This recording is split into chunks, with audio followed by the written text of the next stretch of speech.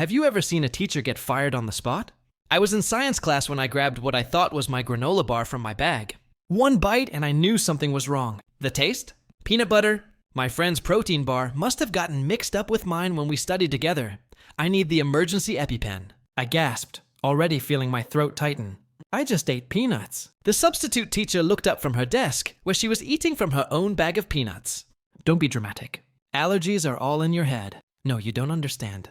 My tongue was already swelling. I left my EpiPen at home, thinking I'd be fine since every classroom had emergency ones. Please, the med cabinet. Sit down. She stood up and walked to the cabinet, but instead of opening it, she leaned against it. You know what my parents did when I claimed I was allergic to cats? They locked me in a room with 3 of them. By morning, I was cured. Katie jumped up and ran toward the cabinet. She's not faking. She needs help now. The sub blocked her. The only thing killing her is her own mind. Then she did something I'll never forget. She walked at the door, turned the deadbolt, and pocketed the key. No one leaves until she admits she's faking it. This victim mentality is destroying your generation. Call 911, someone yelled, reaching for their phone. Phone's in the box now. The sub grabbed the collection box. Or you're all suspended. My throat felt like someone was tightening a belt around it. 6 minutes. That's all I had before the swelling became irreversible. The number my doctor made me memorize. That's when my ex Daniel decided to chime in. She pulled the same drama last year. The sub smiled at him. See, even he knows you're faking. She walked back to my desk with her bag of peanuts. My parents proved allergies are psychological when I was 5. She grabbed a handful and slowly, deliberately crushed them over my desk. Exposure therapy. This is for your own good. The dust fell everywhere.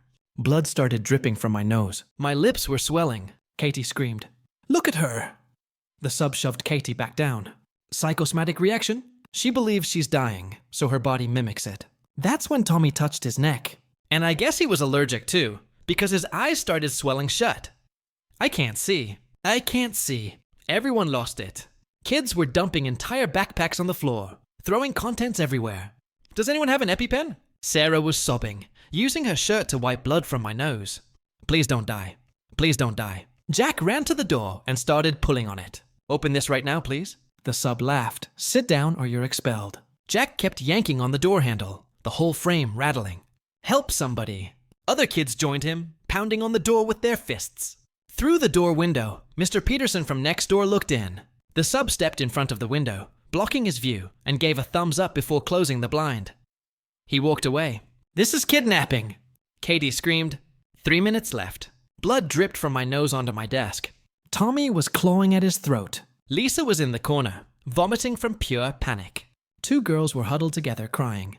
Some kids just sat frozen at their desks, unable to move. The sub actually laughed. Oscar-worthy performance, though a bit over the top with the fake blood. My situationship. Jack tried to give me mouth-to-mouth while I was still conscious and choking. My ex Daniel tackled him to the ground. I know her better. Yeah, that's why you called her dramatic. Jack shot back. Look at this, fighting over the attention seeker. The sub ate another peanut. This is exactly what she wanted. I could feel myself turning blue. Foam bubbled at the corners of my mouth. Katie smashed the med cabinet with a chair. The sub grabbed her wrist. Destruction of property. That's expulsion. She's dying. Mike tackled the sub from behind. You want to go to jail for assault? I'll press charges on all of you. I got out of my chair and couldn't even stand anymore. The fire extinguisher on the wall was my only thought. I literally had to crawl over on all 4s just to get there. Look at her performance. The sub cackled, crawling for sympathy. My body didn't feel like it was mine anymore. 1 second, I was getting ready to throw the fire extinguisher at the door. The next, I was covering my face to stop a glass from getting in my eyes. Crash! The sub spun around. Vandalism. You're going to prison. I reached through, slicing my arm on the wire, fumbling for the deadbolt. Stop her! The sub screamed, but Mike and Katie held her back. I turned the lock. The door flew open. I collapsed in the hallway just as other teachers came running. Call 911! Someone screamed. The sub was still yelling from inside. They're all faking. This is mass hysteria. The paramedic said I was clinically dead for 3 minutes. They worked on me right there in the hallway while more ambulances arrived. Miss Lade was fired and blacklisted from every school in the area. Fast forward 2 weeks later. We were sitting in class when our teacher broke the news. After receiving his diagnosis of permanent partial blindness, Tommy had taken his own life. All thanks to Miss Blade. That's when I knew getting fired wasn't enough. We had to destroy her. Storie, my fiancé texted, "Can't talk right now." "Stuck in meetings all day," I responded, "No problem." Then her boss called me asking why she wasn't at work. She'd called in sick. I checked our Ring camera and saw her leaving with another man that morning. When I played the footage at family dinner that night, I, 32 male, was having a regular Wednesday morning at my home office when everything changed. My fiancée, Rebecca, 29, had left early, kissing me goodbye around 7:30 a.m. "Can't talk today, babe. Back-to-back meetings until 6 o'clock," she said, grabbing her coffee tumbler. "Budget reviews with the executives." "No problem." "Kill it in there," I replied, barely looking up from my laptop. We'd been together 5 years, engaged for 8 months, wedding planned for next spring. Everything felt solid, you know. We had our routines, our inside jokes, our Friday date nights. I thought we were good. Around 11 a.m., my phone rang. Rebecca's boss, Gerald. "Hey, James, sorry to bother you." "Is Rebecca okay? She called in sick this morning. Sounded pretty rough." "Just wanted to check if she needs anything from the office." My brain stuttered. "She called in sick?" "Yeah, around 8 a.m. Said she had food poisoning." "Wait, is she not home?" "No, she left for work this morning. Said she had meetings all day." Long pause. Gerald cleared his throat. "James, Rebecca doesn't have any meetings scheduled today. I'm looking at her calendar right now." "It's completely clear. I'll figure this out. Thanks for calling, Gerald." "Sure. Hope everything's okay." Hung up. Sat there for a solid minute, just staring at my phone. Then I opened the Ring app. We'd installed cameras after some package thefts in the neighborhood. Front door, back door, driveway. Scrolled back to 7:30 a.m. There she was leaving like normal. Business casual, laptop bag, coffee. But then 7:45 a.m., a black BMW pulled into our driveway. I didn't recognize the car. A man got out, tall, well-dressed, maybe mid-30s. Rebecca came back out of the house. She changed, sundress, sandals, overnight bag. They kissed. Not a friendly peck, a real kiss. Then she got in his car and they drove away. I watched it 3 times, each time hoping I'd misunderstood something. Nope. Crystal clear 1080p HD betrayal. Then I checked her location. We shared locations for safety. Her idea, actually. She was at the waterfront hotel downtown, the nice one with the spa. Texted her, "How are the meetings going?" Rebecca, brutal. CFO is grilling everyone about Q3 numbers. "Can't talk right now, but love you." Cool. I sat there for another 20 minutes, just processing. Then I made a decision. Tonight was Wednesday family dinner at her parents' house. Every week, rain or shine. Rebecca's mom, Patricia, insisted on it. Family traditions keep us connected. She always said, "Perfect." I downloaded the Ring footage to my phone. Both angles. The kiss was particularly clear from the driveway camera. Then I went about my day, answered emails, took calls, acted normal. Rebecca texted twice more about her exhausting meetings. I responded normally. "Hang in there, babe. You got this." Oscar-worthy performance on my part. Around 4 p.m., I called Patricia. "James, how are you, sweetheart?" "Great, Patricia." "Hey, quick question. Would it be okay if I brought my laptop tonight? Wanted to show everyone the vacation slideshow from Rebecca's birthday trip last month." "Oh, how wonderful. Yes, bring it." "We can connect it to the TV. Perfect. See you at 7xmx. At 5:30, Rebecca texted. "Finally done. Heading home to change. Then we'll go to Mom's. These heels are killing me, LOL." I replied, "I'll drive tonight. You can relax." She came home at 6:15, looking remarkably refreshed for someone who'd been in brutal meetings all day. Hair perfect, makeup fresh, practically glowing. "Tough day at the office?" I asked, keeping my voice neutral. "Absolutely destroyed. I need wine and my mom's lasagna immediately." We drove to her parents' house in relative silence. She scrolled through her phone, occasionally showing me memes. I focused on the road and what was about to happen. Update 1. Dinner started normally. Rebecca's parents, her brother Thomas, and his wife Kim, her sister Ashley. Patricia had made her famous lasagna. Everyone chatting, laughing. Rebecca telling some story about her nightmare of a day. And then the CFO asked for the reports in a completely different format. Like, tell me that before I spend 3 hours on it, right? Everyone commiserating. Poor Rebecca. Such a hard day at the office. After the main course, Patricia asked, "James, don't you have something to show us?" "Oh, right. The vacation slideshow." I connected my laptop to their 65-inch TV. Rebecca smiled, probably expecting photos from her birthday trip to the wine country. So before the vacation photos, I said, standing up with the remote, I wanted to show you all something interesting from our security cameras today. Rebecca's smile faltered slightly. What? Did we have another package thief? Not exactly. I hit play. The room went dead silent as they watched Rebecca leave the house at 7:30, then return, then the BMW, then the kiss, then her getting in the car with her overnight bag. Patricia gasped. Thomas said, "What the hell?" Kim covered her mouth. Ashley just stared. Rebecca went white like vampire white. This was this morning, I said calmly. The timestamp's right there. 7:45 a.m., I can explain. Rebecca started. Wait, there's more. I pulled up my phone. Here's the interesting part. At 8:00 a.m., you called in sick to work. Food poisoning according to Gerald. But then I showed them her texts about being in meetings. And here's where you actually were. I showed the location history. The waterfront hotel all day. Thomas stood up. Becca, what the hell is this? It's not. You don't understand. Who is he? Patricia's voice was ice cold. Rebecca started crying. His name is Adrian. We met at a conference 3 months ago. 3 months? Ashley practically shrieked. We're getting married in 5 months, I said, still weirdly calm. Or were. Patricia turned on Rebecca. In my house. You bring this poor man to my house every week, eat at my table, let us plan your wedding, and you're cheating on him. Mom, please don't you mom please me. This is disgusting behavior. Rebecca turned to me, mascara running. James, can we talk about this privately? No. You humiliated me privately for 3 months. You can be humiliated publicly for 3 minutes. Thomas's wife, Kim, actually applauded. Just a small golf clap, but still. I want to work through this, Rebecca said desperately. It was a mistake.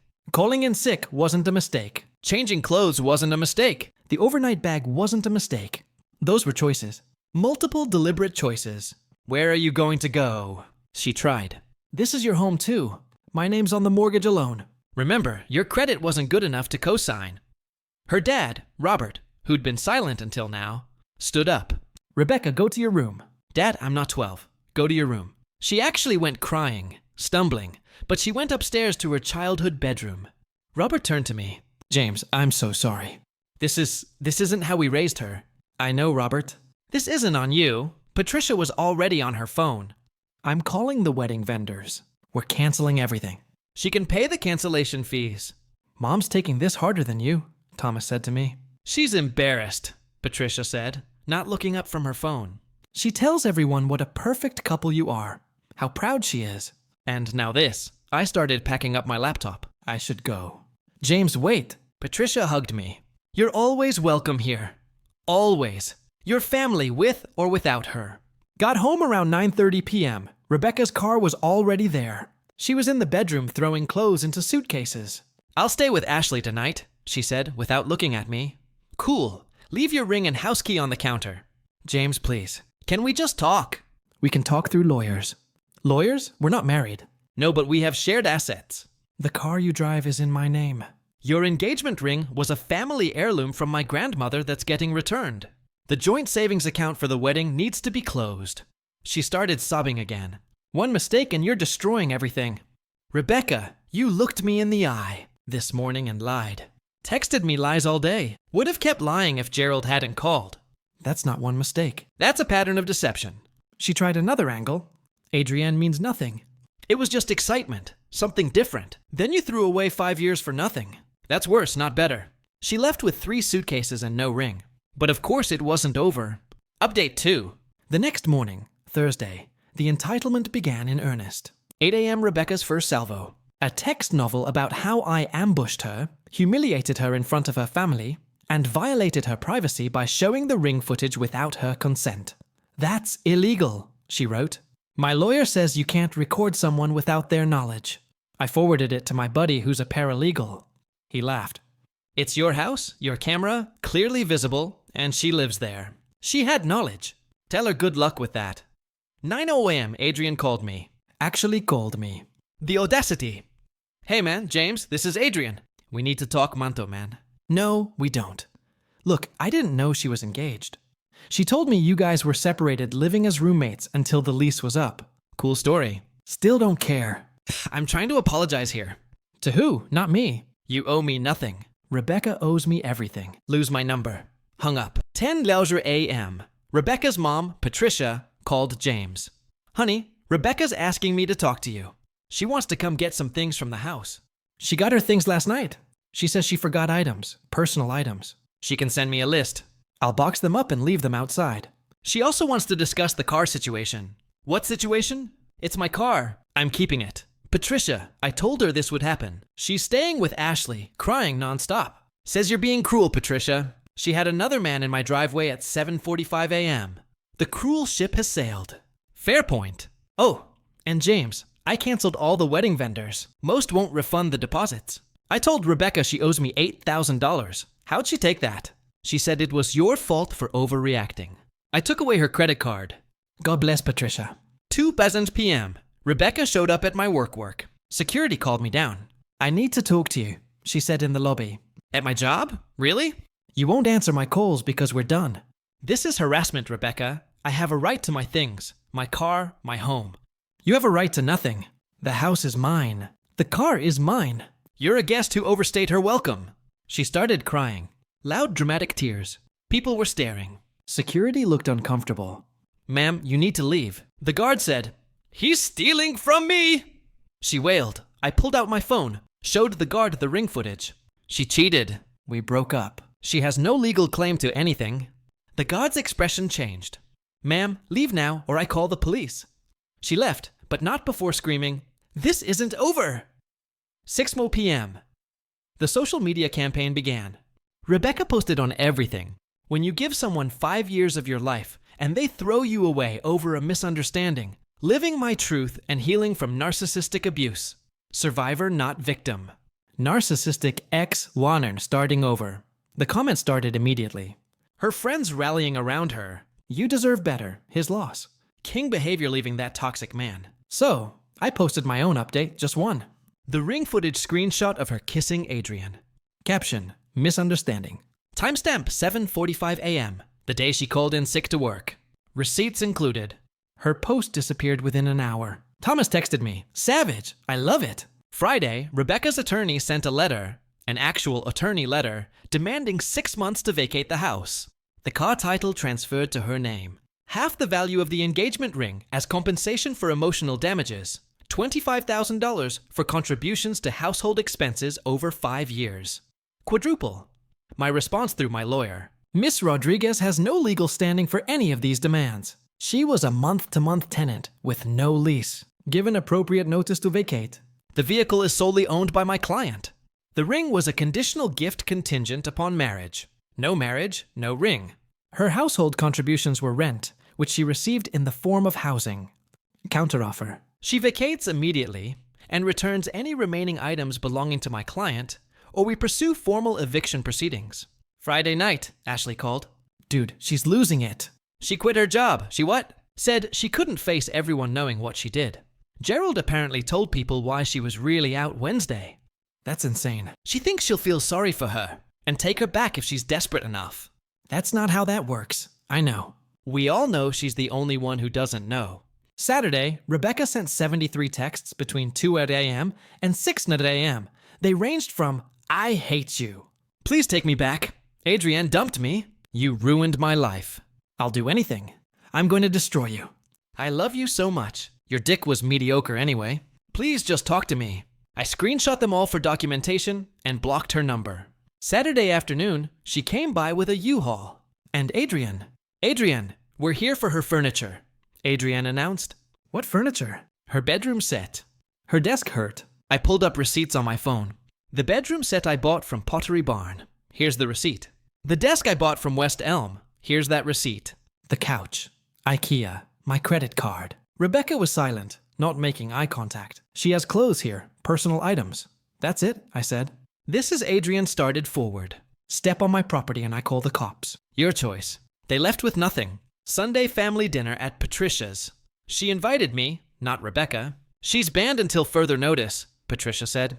I'm too disgusted to look at her. Robert poured me a scotch. How are you holding up? Honestly, better than expected.